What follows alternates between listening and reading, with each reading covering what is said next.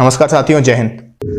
दोस्तों, साउथ मुंबई में भोला भाई देसाई रोड के पास में भाभा एटॉमिक रिसर्च सेंटर की एक कॉलोनी है। उनका रेसिडेंशियल एरिया है बार्क का।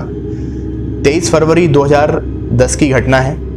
बार्क के कॉलोनी में एक फ्लैट में 48 साल के एक व्यक्ति की लाश मिलती है। अब आप सोच रहे होंगे कि इतना बड़ा देश है, इतनी जनसंख्या है, इतना क्राइम होता है, ऐसी घटना आए दिन होती रहती हैं, इसमें क्या खास है? तो यहाँ खास बात है दोस्तों, क्योंकि जिस व्यक्ति की लाश मिली है, शव मिला है, वो हमारे देश का एक प्रतिभावान परमाणु संयंत्र का वैज्ञानिक था। हो सकता है उसकी किसी खोज, उसका कोई आविष्कार हमारे देश के काम आता, हमारे देश की उन्नति में काम आता, लेकिन वो काम आ ना सका, उसकी मृत्यु हो जाती है। तो दोस्तों, 23 फरवरी 2010 को बार्क के साइंटिस्ट पद्मनाभन अय्यर की संदिग्ध अवस्था में मृत्यु हो जाती है। उनके फ्लैट पर पुलिस आती है तो उनकी बॉडी के पास में नायलॉन की एक रस्सी मिलती है, जिससे हालिया देखने में लगता है कि शायद खुद खुशी का मामला है, लेकिन पोस्टमार्टम रिपोर्ट में दिमाग की कोई नस फटना बताया गया। हालांकि आज तक रहस्य बना हुआ है कि उनकी मृत्यु कैसी हुई। और ये कोई नई बात नहीं है दोस्तों। आजादी से लेकर आज तक हमारे सैकड़ों ऐसे वैज्ञानिक रहे हैं जिनकी रहस्यमय तरीके से मृत्यु हो गई है और उनकी मृत्यु की गुत्थी आज तक सुलझ नहीं पाई है। तो आज हम चर्चा करेंगे, समझेंगे कि कौन से ऐसे वैज्ञानिक रहे हैं जिनकी मृत्यु हमारे देश के लिए एक अपूर्ण क्षति रही है, इनकी मृत्यु के क्या कारण रहे हैं, किसको इनसे फायदा हुआ है या हो सकता है, चर्चा करेंगे। दोस्तों, साइंटिस्ट या वैज्ञानिक जो होते हैं वो किसी भी देश की, किसी भी कंट्री की उन्नति में, उसके भविष्य के लिए उसकी रीढ़ की हड्डी होते हैं, या कह सकते हैं उसका आधार स्तंभ होते हैं, और उनकी क्षति होना पूरे देश की क्षति मानी जाती है। अगर मैं आपसे इन जनरल आपसे पूछूं कि आप भारत के कुछ वैज्ञानिकों के नाम बताओ, तो अगर आपका साइंस में ज्यादा इंटरेस्ट नहीं है तो भी आप कम से कम 2-3 वैज्ञानिक जैसे होमी जहांगीर भाभा, विक्रम साराभाई या डॉक्टर एपीजे अब्दुल कलाम के नाम तो ले ही देंगे। इसके अलावा अगर साइंस के स्टूडेंट हैं तो आप कुछ और वैज्ञानिक को जानते होंगे। लेकिन हमारे देश के कई वैज्ञानिकों की ऐसी रहस्यमय तरीके से मृत्यु हुई है जिसका आज तक पर्दाफाश नहीं हो सका है। तो सबसे पहले शुरुआत करते हैं डॉक्टर होमी जहांगीर भाभा से। आप सभी ने उनका नाम सुना होगा। बहुत महान वैज्ञानिक थे और भारत में परमाणु कार्यक्रम के जनक माना जाता है उनको। ऐसा कहा जाता है दोस्तों कि अगर वो कुछ समय और जिंदा रहते तो भारत आज परमाणु संयंत्रों में या परमाणु कार्यक्रमों में काफी देशों से आगे होता, लेकिन वो ज्यादा जी नहीं सके। 1966 में एयर इंडिया की एक फ्लाइट से वियना जा रहे थे और माउंट ब्लैंक के पास में फ्लाइट में विस्फोट होता है, उनकी मृत्यु हो जाती है। इसके बाद में हादसे की जांच होती है, लेकिन जांच की आज तक कोई रिजल्ट नहीं आया है। और जनरली क्या होता है, जब ऐसे कोई विमान हादसे होते हैं तो उसका ब्लैक बॉक्स रिकवर किया जाता है, लेकिन इस घटना का तो ब्लैक बॉक्स भी रिकवर नहीं हुआ आज तक और उसका कोई खुलासा भी नहीं हुआ है। तो भाभा की मृत्यु या हत्या जो भी है एक रहस्य बनी हुई है। हालांकि बाद में इस पे से धीरे धीरे पर्दा उठना शुरू हुआ। CIA के एजेंट ने 2008 में एक इंटरव्यू दिया, रॉबर्ट क्रॉली ने। उन्होंने उसमें बताया कि भाभा की मृत्यु में जो हुई थी मृत्यु, वो एरोप्लेन के कार्गो एरिया में बम ब्लास्ट से हुई थी। तो दोस्तों, अब बात करते हैं एक और महान वैज्ञानिक की। आप जानते होंगे डॉक्टर विक्रम साराभाई, जिन्हें भारतीय अंतरिक्ष कार्यक्रम का जनक माना जाता है। और ऐसा कहा जाता है कि इसरो या जो हमारी जो आज अंतरिक्ष कार्यक्रम जिस स्टेज पे, जिस मुकाम पे खड़े हुए हैं, उसमें इनका बहुत बड़ा योगदान रहा है। लेकिन इनकी मृत्यु भी दोस्तों बहुत संदेहास्पद तरीके से हुई थी। दिसंबर 1971 की बात है, जहां एक तरफ देश बांग्लादेश में जीतने की और पाकिस्तान के 2 टुकड़े होने की खुशी मना रहा था, उस तरफ दिसंबर 1971 में इनकी मृत्यु की खबर के बाद देश गमगीन भी हो गया था। तो घटना ये थी दोस्तों कि केरल में डॉक्टर विक्रम साराभाई का कोई कार्यक्रम था, कोई कॉन्फ्रेंस थी, वहां ये जाते थे। तो कोवलम जगह में एक रिसोर्ट है, वहां पर हर बार वहीं एक उनका पर्टिकुलर रिसोर्ट था जहां पर वो रुकते थे। तो इस बार भी वो अपने रिसोर्ट में जाकर रुके, लेकिन सुबह रिसोर्ट के कमरों में मृत अवस्था में पाए गए। मृत्यु का क्या कारण रहा ये आज तक खुलासा नहीं हुआ है, इनका पोस्टमार्टम भी नहीं हुआ। लेकिन ऐसा जो उनके साथ वाले हैं, जैसे कि उनकी सहयोगी हैं कमला चौधरी, वो ऐसा बताती थी कि विक्रम साराभाई ने कई बार उनसे खुद बताया कि CIA और KGB के जासूस उन पर नजर रखते हैं और कभी भी उनको टारगेट किया जा सकता है। तो इस प्रकार से हमारे 2 बड़े वैज्ञानिक होमी जहांगीर भाभा और डॉक्टर विक्रम साराभाई एक निश्चित कालखंड में, आप देखेंगे 1966 या 1971, बहुत ज्यादा अंतर नहीं है। इन 5-7 सालों के बीच में 2 बड़े वैज्ञानिकों का रहस्यमय तरीके से चले जाना, ये किसी न किसी एक साजिश की तरफ इशारा करता है। इसके बारे में हम आगे चर्चा करेंगे। दोस्तों, वैज्ञानिकों की रहस्यमय मौत की जो फहरिस्त है काफी लंबी है।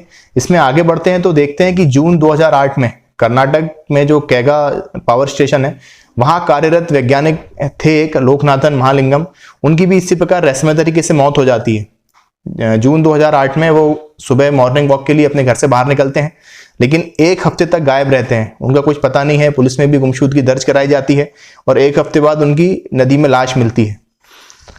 इसका भी आज तक खुलासा नहीं हो पाया है कि क्या कारण रहे उनके मृत्यु के। कई लोगों ने कहा है कि तेंदुए ने हमला कर दिया था, कुछ लोगों ने खुदकुशी बताया उसको कि वो डिप्रेशन में थे, जो भी है, लेकिन आज तक इसका रहस्य ही है।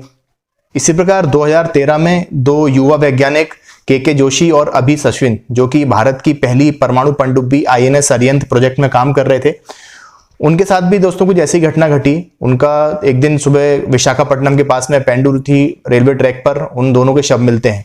अब शव में चोटों के निशान भी थे, लेकिन उसको दिखाया ऐसा गया था कि उन्होंने खुदकुशी की है। हालांकि बातें ऐसी हुई कि उनको पहले जहर दिया गया था, उसके बाद में लाकर रेलवे ट्रैक पर फेंक दिया गया था और शरीर में कुछ चोटों के निशान भी थे, जिससे ऐसा भी कायस लगाया गया कि शायद पहले मारपीट की गई है, बाद में रेलवे ट्रैक पर फेंका गया है।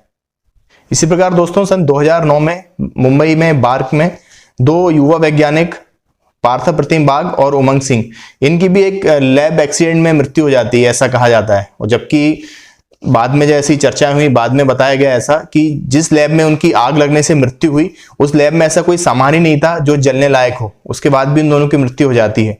और अन्य घटनाओं की तरह यह घटना भी एक रहस्य बन के रह गई, इसका भी आज तक खुलासा हुआ नहीं। तो दोस्तों आप समझते हैं कि आखिर ये जो मौतें हुई हैं या हत्याएं हुई हैं या जो भी है, इसके पीछे क्या कारण हो सकते हैं। हम आपस में चर्चा करने पे उसको मर्डर बोल सकते हैं, खुदकुशी बोल सकते हैं, कुछ भी, लेकिन फिर भी कुछ कारण होते हैं जो इन सबसे हटकर हो सकते हैं। तो आइए चर्चा करते हैं कि क्या कारण हो सकते हैं।